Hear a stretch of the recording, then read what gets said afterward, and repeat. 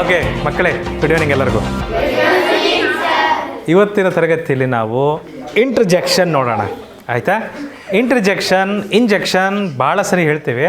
ಇದು ಸಹ parts of ಸ್ಪೀಚಲ್ಲಿರುವ ಕೊನೆಯ ಭಾಗ. ಓಕೆ, NPA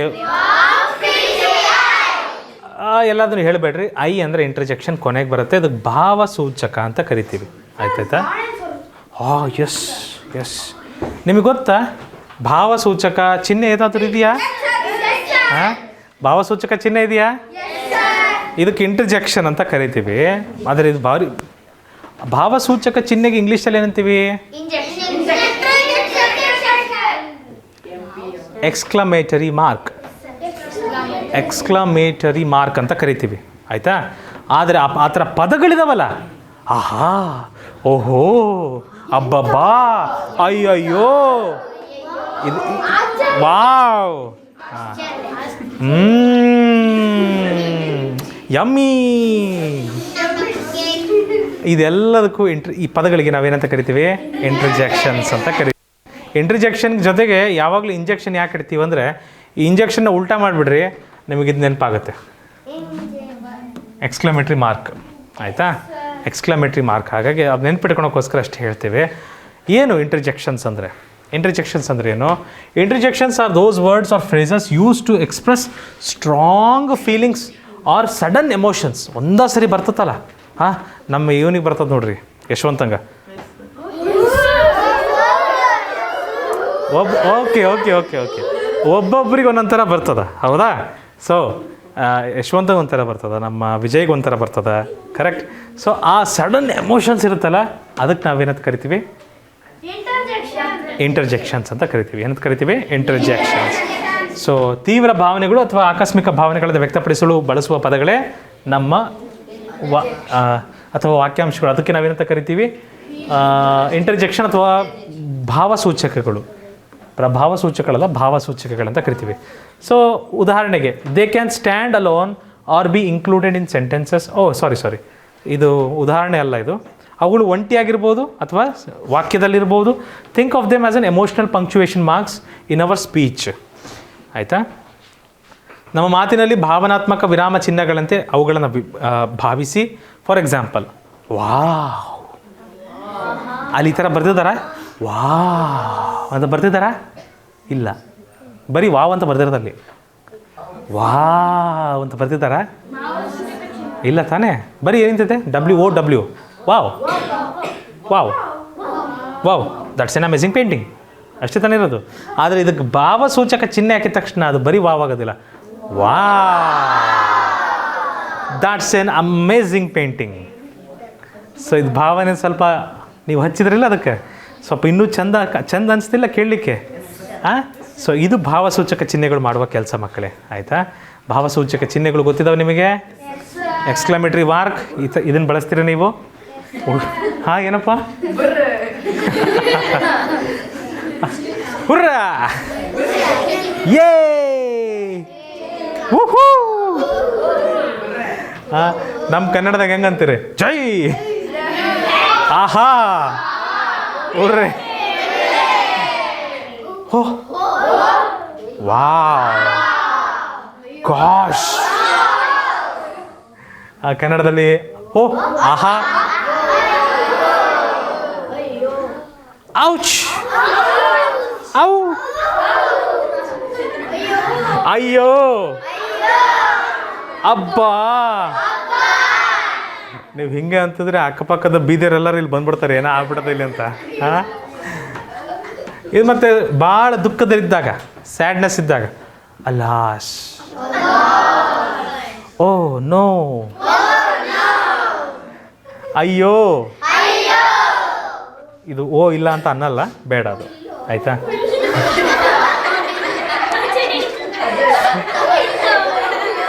ಏನಾದರೂ ನೋಡಿದಾಗ, ಭಾಳ ಕೊಳಕಾಗಿರೋದು ನೋಡಿದಾಗ, ಭಾಳ ಗಲೀಜಾಗಿರೋದು ನೋಡಿದಾಗ, ಹಾಂ, ಓಕೆ ಒಂದು ನಿಮಿಷ. ಇಂಗ್ಲೀಷಲ್ಲಿ ಯಾಕ್,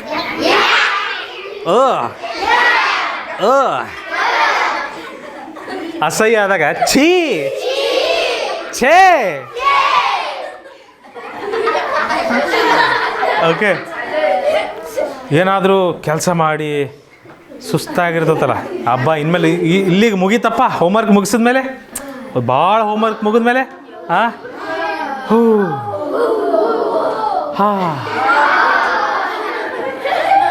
ಇಂಗ್ಲೀಷಲ್ಲಾದರೆ ಫ್ಯೂ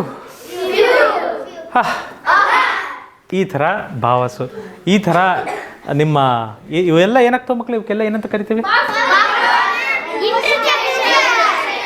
ಭಾವಸೂಚಕಗಳು, ಇಂಗ್ಲೀಷಲ್ಲಿ ಇಂಟರ್ಜೆಕ್ಷನ್ಸ್.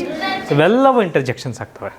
ಅಂದರೆ ವಾಕ್ಯಗಳಲ್ಲಿ ಅದರ ಭಾವನೆಯನ್ನು ಹೆಚ್ಚಿಸಲಿಕ್ಕೆ ಈ ಥರ ಶಬ್ದಗಳನ್ನು ಬೇರೆ ಬೇರೆ ಸಂದರ್ಭಗಳಲ್ಲಿ ಬಳಸ್ತೀವಿ. ಅರ್ಥ ಆಯ್ತಾ? ಓಕೆ. ಇದನ್ನು ನಾವು ಇಂಟರ್ಜೆಕ್ಷನ್ಸ್ನ ನಾವು ಮೃದುವಾಗಿ ಬಳಸ್ಬೋದು ಮತ್ತು ಬಲವಾಗಿಯೂ ಬಳಸ್ಬೋದು. ಮೃದುವಾಗಿ ಅಂದರೆ ಮೈಲ್ಡ್ ಇಂಟರ್ಜೆಕ್ಷನ್ಸ್ ಅಂತ ಕರಿತೀವಿ. ಅದನ್ನು ನಾವು ಫಾರ್ಮಲ್ ಸಿಚುವೇಷನಲ್ಲಿ ಬಳಸ್ತೀವಿ. ಅಂದರೆ ಕ್ಲಾಸ್ ರೂಮ್ ಒಳಗೆ ಟೀಚರ್ಸ್ ಜೊತೆ ಮಾತಾಡ್ಬೇಕಾರೆ ಚೀಚಿ ಅಂತ ಹಿಂಗೆಲ್ಲ ಮಾತಾಡೋಕ್ಕಾಗ್ತದ?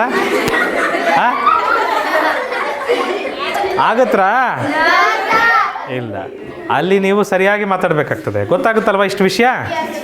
Right.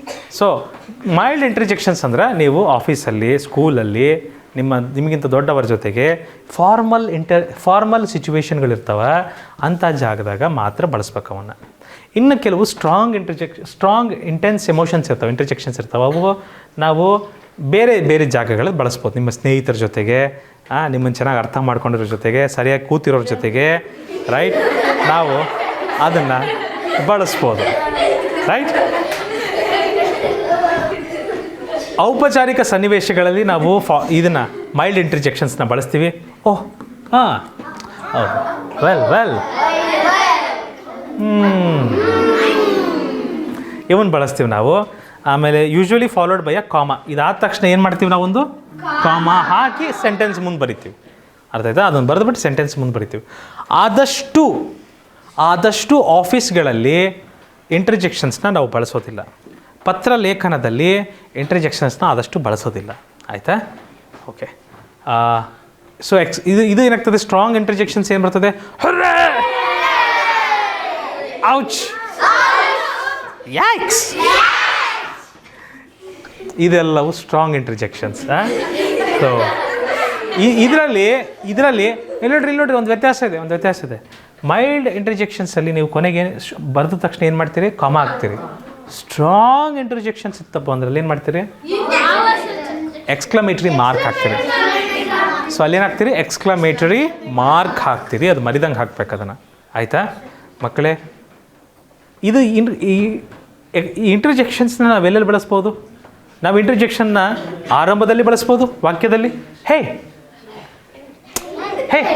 Where are you going? ನೀನು ಎಲ್ಲಿಗೆ ಹೋಗುತ್ತಿರುವೆ?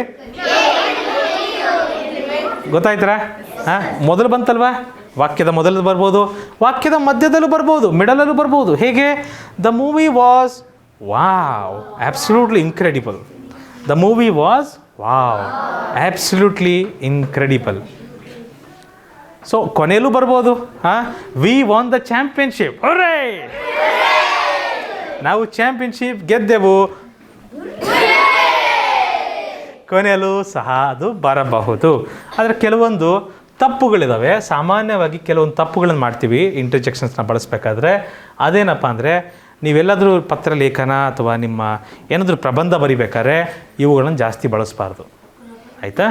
ಪ್ರಬಂಧಗಳನ್ನು ಬರಿತೀರಿ, ದೊಡ್ಡ ದೊಡ್ಡ ಲೇಖನಗಳನ್ನು ಬರಿತೀರಿ ನೀವು. ಆ ಸಮಯದಲ್ಲಿ ಇವುಗಳನ್ನು ಹೆಚ್ಚಾಗಿ ಬಳಸಬಾರ್ದು. ಮತ್ತು ಸರಿಯಾದ ವಿರಾಮ ಚಿಹ್ನೆಗಳನ್ನು ನೆನ್ಪಿಡಬೇಕು. ಕೆಲವೊಂದು ಕಡೆ ಏನಾಗ್ತೀವಿ? ಮೈಲ್ಡ್ ಇಂಟರ್ಜೆಕ್ಷನ್ಸ್ಗೆ ಕಾಮ ಹಾಕ್ತೀವಿ, ಸ್ಟ್ರಾಂಗ್ ಇಂಟರ್ಜೆಕ್ಷನ್ಸ್ಗೆ ಎಕ್ಸ್ಕ್ಲಮೇಟರಿ ಮಾರ್ಕ್ ಹಾಕ್ತೀವಿ. ಇದನ್ನು ಸರಿಯಾದ ರೀತಿಯಲ್ಲಿ ಬಳಸ್ಬೇಕು ನೀವು. ಆಯಿತಾ? ಮತ್ತು ನಿಮ್ಮ ಪ್ರೇಕ್ಷಕರಿಗೆ ಸೂಕ್ತವಾದ ಪ್ರಭಾವ ಸೂಚಕಗಳನ್ನು ಆಯ್ಕೆ ಮಾಡಬೇಕು. ಈಗ ನಿಮ್ಮ ತಂದೆಯವರಿಗೆ ಲೆಟರ್ ಬರೀತಿದ್ದೀರಿ, ತೀರ್ಥರೂಪ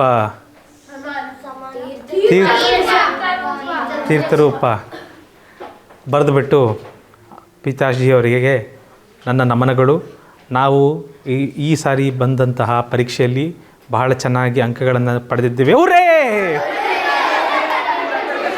ಅಂತ ಹೇಳ್ತೀರಾ? ಆಗಲ್ಲಲ್ವಾ?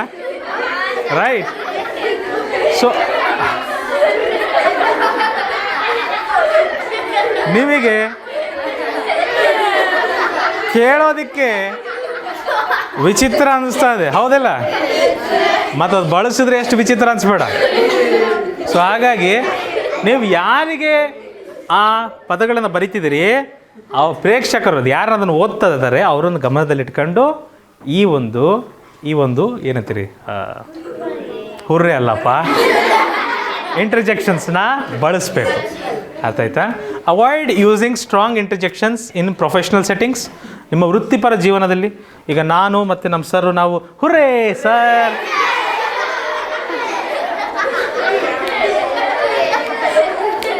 ಇವನ್ನೆಲ್ಲ ಬಳಸ್ತೀವ? ಬಳಸಲ್ಲ ತಾನೇ? ರೈಟ್. ಇಂಟರ್ಜೆಕ್ಷನ್ಸ್ನ ನಮ್ಮ ವೃತ್ತಿಪರ ಜೀವನದಲ್ಲಿ ಅಲ್ಲೆಲ್ಲ ಬಳಸಬಾರ್ದು, ಇವನ್ನೆಲ್ಲ ಹೆಚ್ಚಾಗಿ ಬಳಸಬಾರ್ದು. ಆಯಿತಾ? ಓಕೆ. ನಿಮ್ಮ ಸ್ನೇಹಿತರ ಜೊತೆಗೆ ಪರವಾಗಿಲ್ಲ. ಪ್ರಾಕ್ಟೀಸ್ ಕ್ವೆಶ್ಚನಿಗೆ ಹೋಗ್ಬೋದಾ?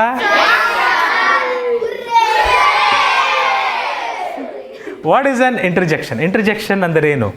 A word that describes things, a word that names a person or place, a word that expresses strong feelings or emotions, yes, sir. A word that shows action. ನೀವು ಹೇಳ್ರಿ, ಆಪ್ಷನ್ಸ್ ಏನೋ, answer correct ಒಪ್ಕೊಂಡೆ. A word that shows action ಏನಾಗುತ್ತದ? Verb ಆಗುತ್ತೆ. ಅ word that describes ಥಿಂಗ್ಸ್, ಇದಕ್ಕೆ adjective ಆಗ್ತದ, ವರ್ಣನೆ, ವಿಶೇಷಣಗಳು. Right. A word that names a person or place. Good. Which of these is an interjection showing happiness? ನಿಮ್ದಾಗ ಬಂದ್ಬಿಟ್ಟತ್ತಲ್ರಿ, ಒಂದು ನಿಮಿಷ. ಹುರ್ರೆ ಹ್ಯಾಪಿನೆಸ್ ಆದರೆ ಓಹ್ ನೋ, ಔಚ್. ನೋವಾದಾಗ, ಪೇನ್ ಆದಾಗ,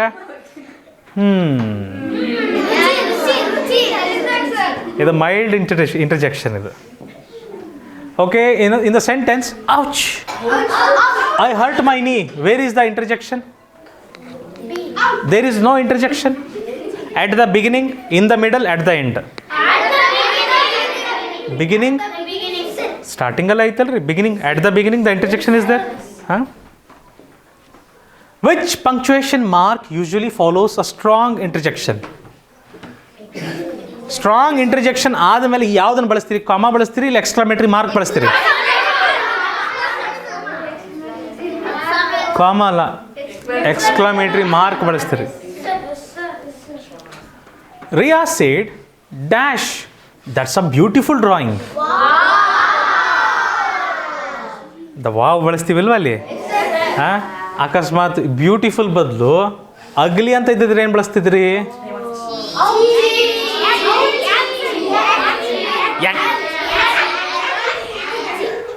Which interjection shows pain?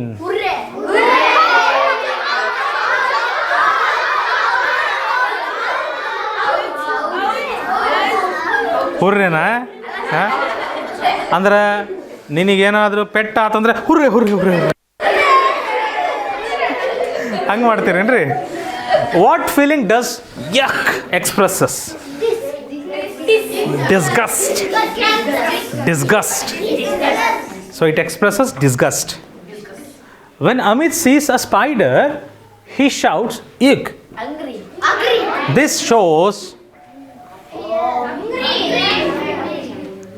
fear. Fear. Fear. ಸಿಟ್ಟಲ್ಲಪ್ಪ, ಹೆದರಿಕೆ. Which is a mild interjection? Mild interjection. Oh. Oh. Oh. Dash, it's starting to rain. Which fits best?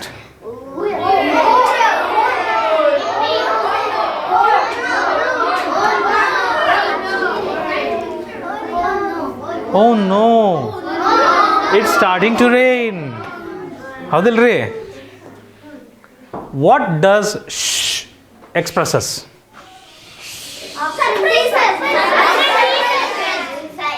A request for silence. ಇಲ್ಲಿ ನೋಡ್ರಿ, this ಅದು ಒಂದು interjection. Priya says,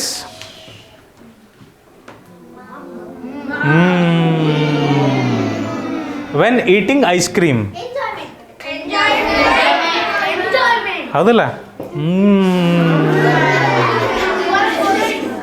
which interjection shows surprise? Which interjection shows surprise? ಆಹಾ. Dash, that's cold. Which fits best?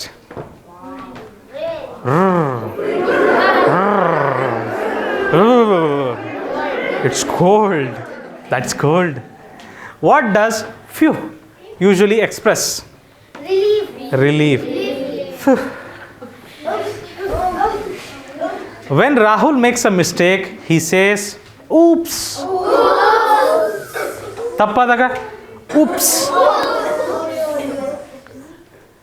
Which interjection would you use when you are scared?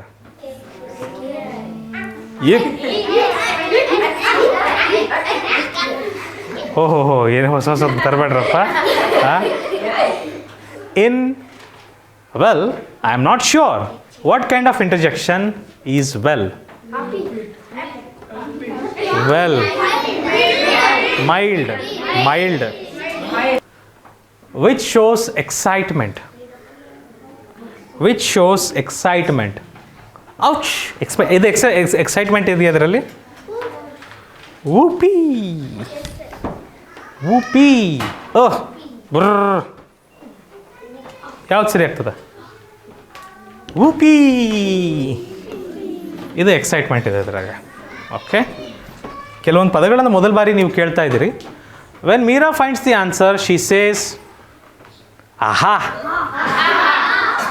ಉತ್ತರ ಸಿಕ್ಕಾಗ ಭಾಳ ಕಷ್ಟಪಟ್ಟು ಲೆಕ್ಕ ಮಾಡ್ತಿರ್ತೀರಿ, ಉತ್ತರ ಬಂದ್ಬಿಡುತ್ತೆ ಆಹಾ. What does express disgust? Which is used when something tastes good? Yummy. Yum. Dash, I won. Which fits best? Yay! I won. ಖುಷಿ ಅಲ್ವಾ? When Arjun is thinking hard, he says what? When Arjun is thinking very hard, ಭಾಳ ಯೋಚನೆ ಮಾಡ್ಬೇಕಾರೆ ಅವನು ಏನಂತಾನೆ?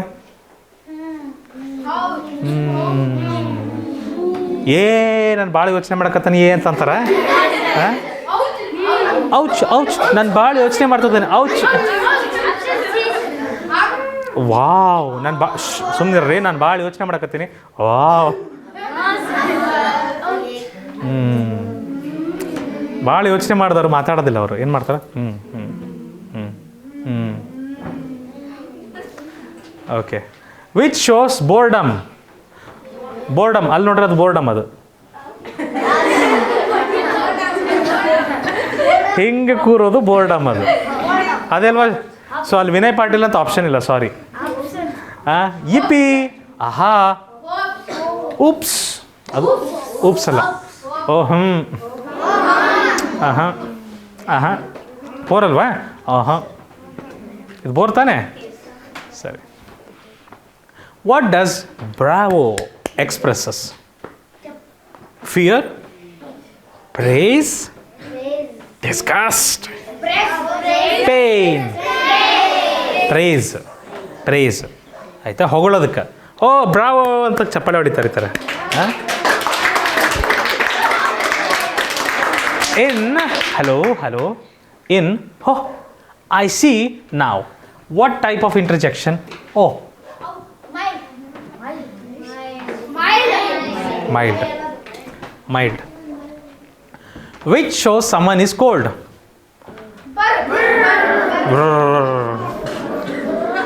When Neha discovers something new, she says aha. What does awesome expresses? Awesome. Excitement, right? When something is scary, you might say yikes. Which shows sleepiness?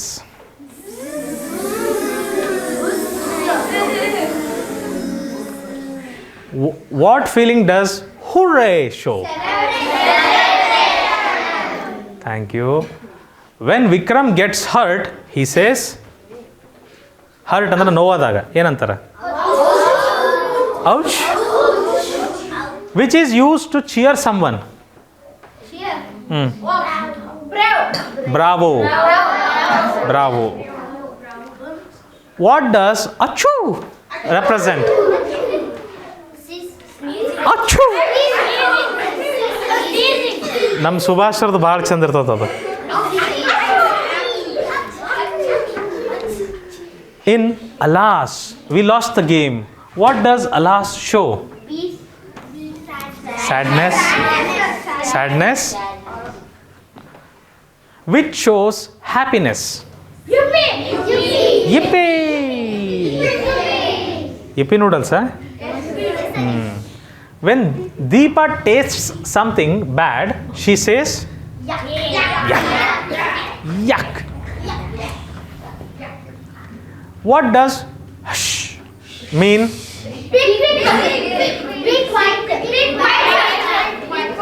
Hush, hush. Which shows surprise at good news? Wow. What feeling does view express?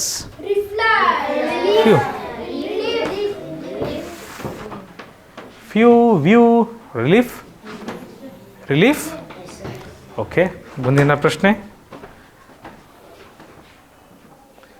When Sanjay is confused, he says, confused ಆದಾಗ ಏನಂತ Sanjay?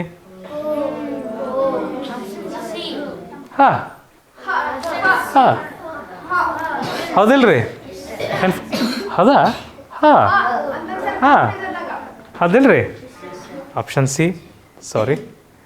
Which shows disappointment?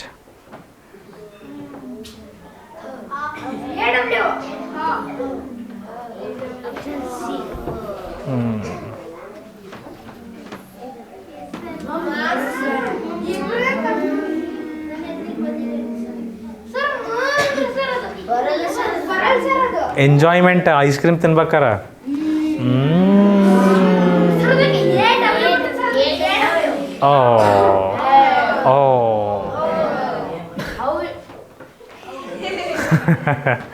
What does ha express? Laughter. ನಗೋದಕ್ಕೆ ha ಅಂತ ಕರಿತೀವಿ. ಹಿ ಅಂತೀರ ನೀವು? Okay. So when something is very hot, you might say, ouch. ಕೈ ಸುಟ್ಟಾಗ ouch. What feeling does we show? Excitement. All right ಮಕ್ಕಳೇ. ಸೊ ಇಂಟರ್ಜೆಕ್ಷನ್ಸ್ ಚೆನ್ನಾಗಿ ಅರ್ಥ ಆಗಿದೆಯಾ? ಓಕೆ. ಸೊ ಇಷ್ಟು ಚರ್ಚೆಯೊಂದಿಗೆ ನಮ್ಮ ಪಾರ್ಟ್ಸ್ ಆಫ್ ಸ್ಪೀಚ್ ಈ ತರಗತಿಗೆ ಕೊನೆಗೊಳಿಸ್ತಾ ಇದ್ದೀವಿ. ಮುಂದಿನ ತರಗತಿಯಲ್ಲಿ ಇಂಗ್ಲೀಷ್ನ ಇನ್ನೂ ಉಳಿದ ಭಾಗವನ್ನು ನಾವು ಚರ್ಚೆ ಮಾಡ್ತೀವಿ. ಅಲ್ಲಿವರೆಗೂ ನಿಮ್ಮ ಅಭ್ಯಾಸ ನಿರಂತರವಾಗಿರಲಿ. ನೆನಪಿಡಿ, ಇದು ಈಸಿ ಪೀಸಿ ಕ್ಲಾಸಸ್.